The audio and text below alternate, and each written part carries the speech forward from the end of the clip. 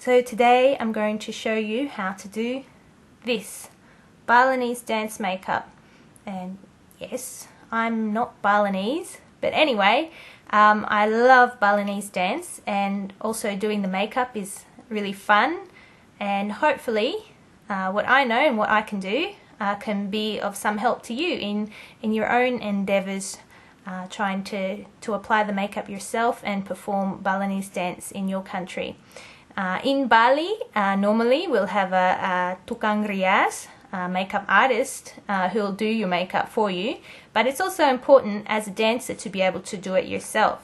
So for me in Australia, there's no tukang rias around here to help me, so I've had to learn this over the years through trial and error, lots of ugly errors.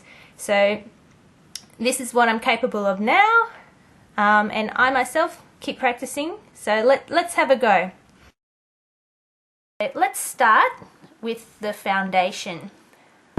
So I use a very greasy stage foundation, and it works really well because you don't need a lot. You just dab it on and spread it around, and it'll turn your skin into kind of a mask, which is kind of the aim of Balinese dance. So let's have a go. So I first dab it on my face. Okay, so now I spread it around. So with quick hand movements, I'll try and cover my face evenly. And it's okay to get it on your eyebrow and around your eyes, because your eyes will be completely covered up later. So it's just trying to put some even basic coverage over your face. So when we apply it, we even apply it around the nose area. And because I'll be doing a dance where the costume is open at the top, I'll put some around my neck and down to my chest. So we don't want the makeup to just be on your face. We want it blended with your neck too, at least, so you don't look like you're wearing a mask.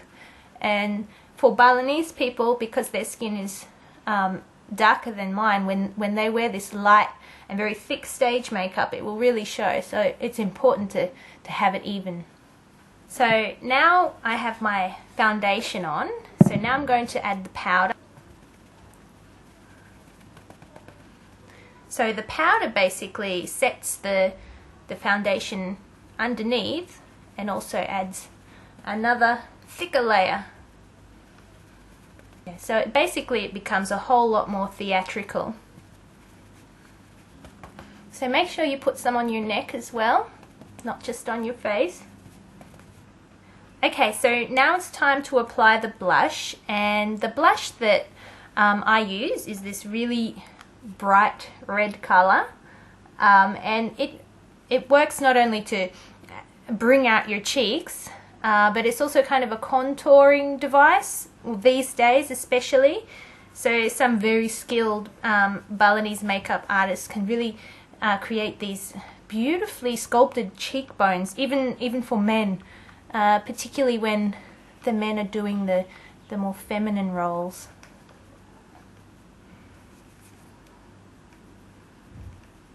So definitely with the blush, less is not more. So even if you already start to put some on and think, hey, that's really red, actually it's not. And probably even on camera here, it probably doesn't stand out quite as much as it does to me right now in real life.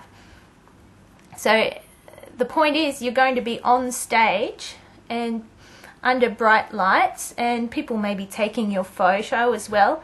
So we do want the blush to be visible. So next I'm going to use a highlighter, and for me the highlighter is my own personal touch. I'm trying to blend the highlighter with the blush because yeah, the blush, although it should look very pink, it should somehow appear to blend seamlessly with the foundation.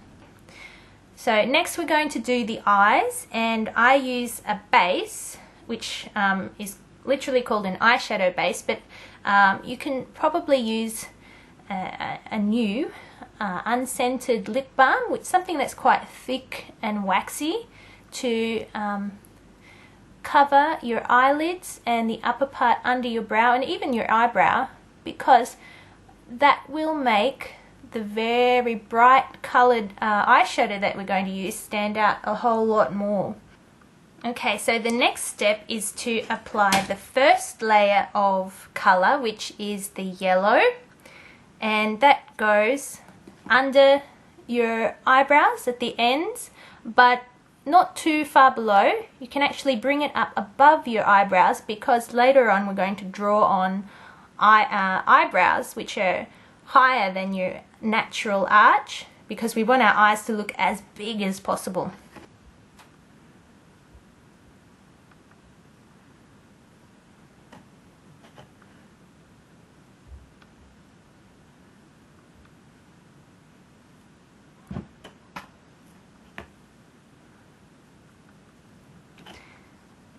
So you can try and conceal your actual eyebrow underneath the yellow eyeshadow as well, because when you draw on your new eyebrow, we'll try our best to try and cover up the original eyebrow, mainly on the ends. So after we've applied the yellow, we apply the red or pink. In Indonesia, Bali, merah, red, can mean both pink and red. So we start on the inside corner of the eyelid and bring it up to the eyebrow. So in this area, and then bring it across,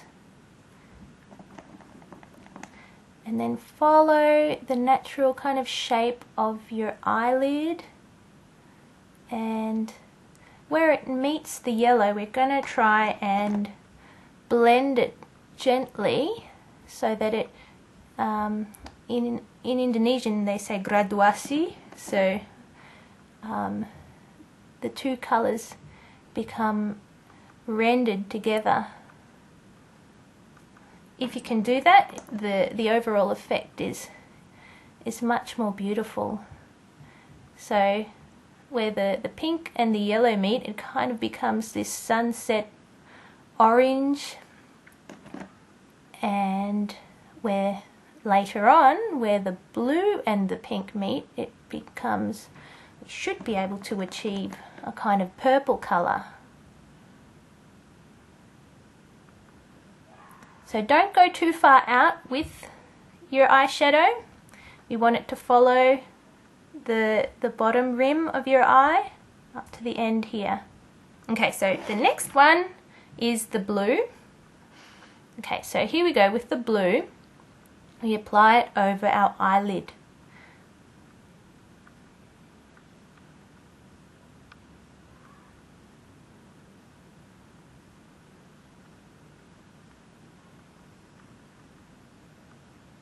And see, we're kind of following the edge of the lower rim, bringing it up here.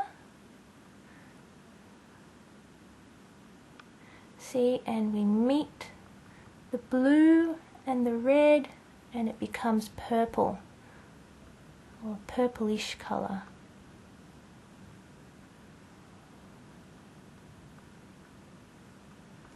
And see, because I have deep set eyes, I'm bringing the blue up a bit higher than my actual eyelid, because Balinese dance is all about the eyes, almost, and when we dance we have to open our eyes wide.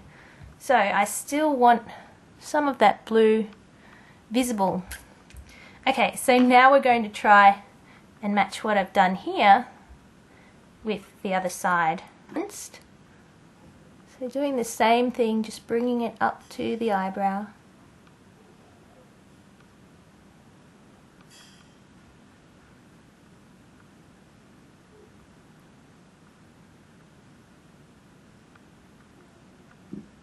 Now the blue.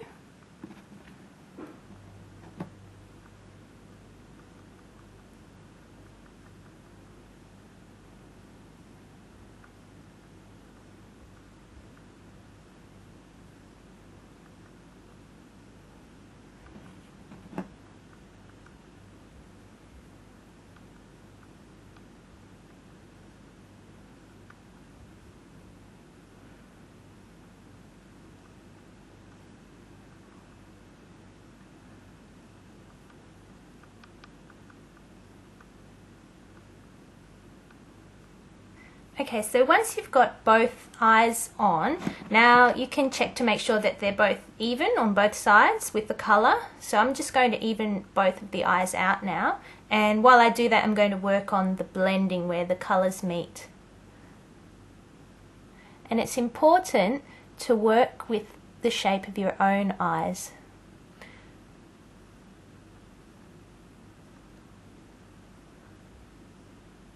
So I'm running over my eyes at the moment with the pink and paying particular attention to the part on the ends where all the colours meet.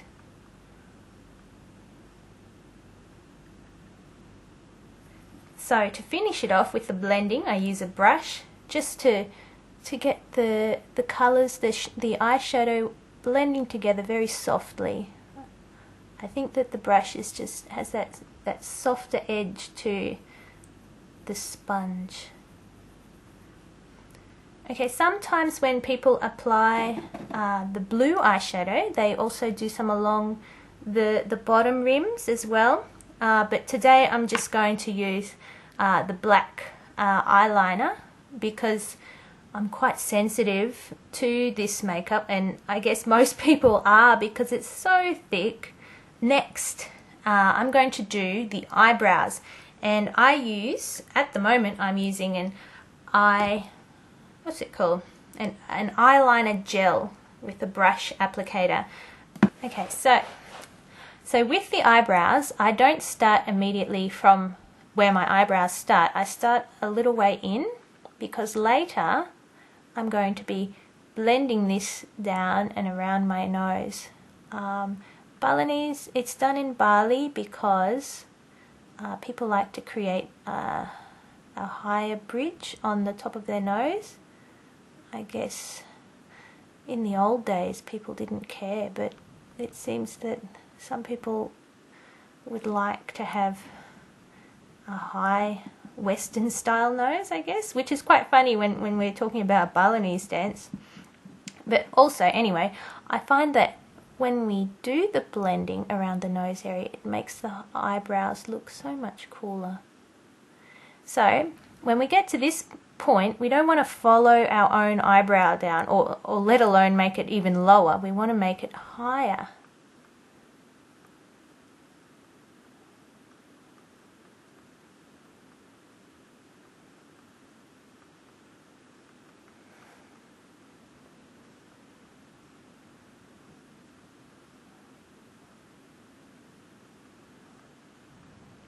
So around this area we can have it quite thick, and don't worry if it goes down and follows the natural shape of your eyebrow. But when we get to the middle, that's when we want to bring it up a bit higher and then work our way along to create a higher eyebrow on the edge. And also be careful not to make the edges of your eyebrow too thin, because even if to you in the mirror they seem okay, when you're up on stage it's harder to see them.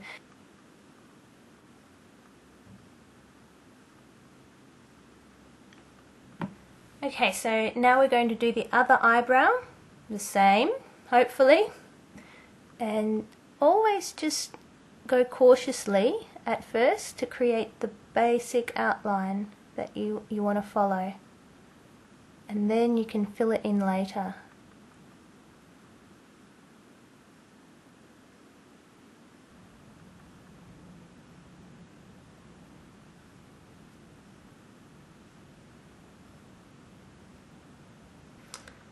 Okay, so now we're going to try and blend the edges, the inside edges of your eyebrow down along the bridge of your nose. So I use the end of an eyebrow pencil used normally for making smoky eyes.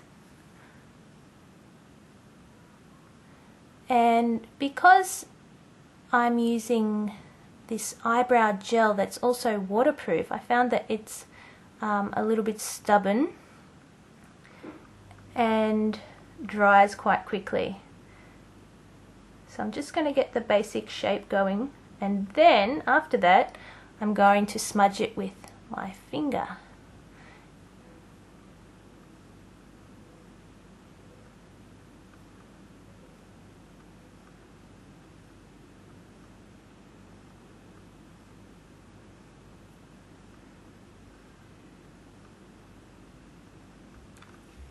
Okay, but wait, there's more because I haven't done my eyeline yet. So that's what I'm going to do now, and I just use the same stuff. So that's one good thing. We can use one product for a whole lot of purposes.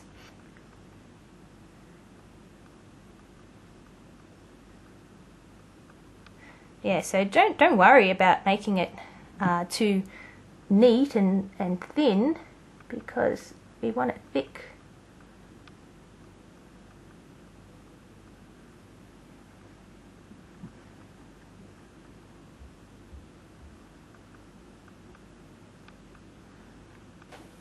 So the purpose of the eye line is to make your eye look huge. Yeah.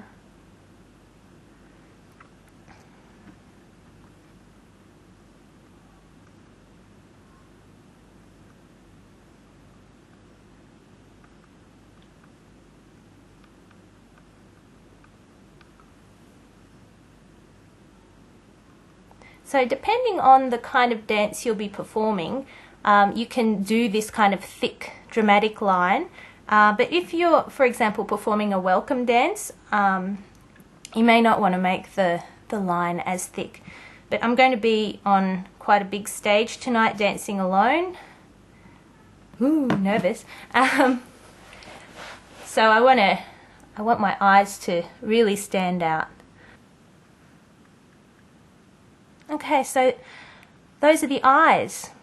Okay, so the last step will be to apply the so-called third eye, which all Balinese dancers have in various forms. So tonight it's a black teardrop shaped one. So we don't draw it up too high.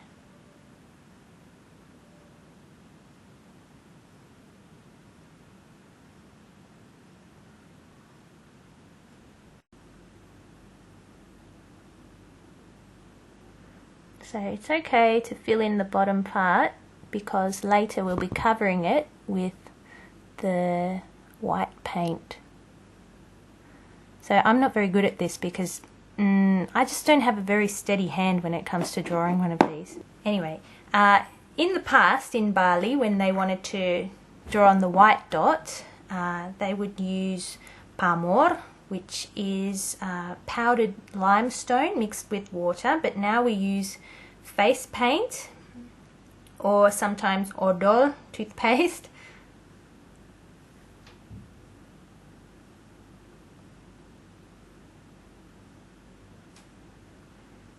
Is that big enough?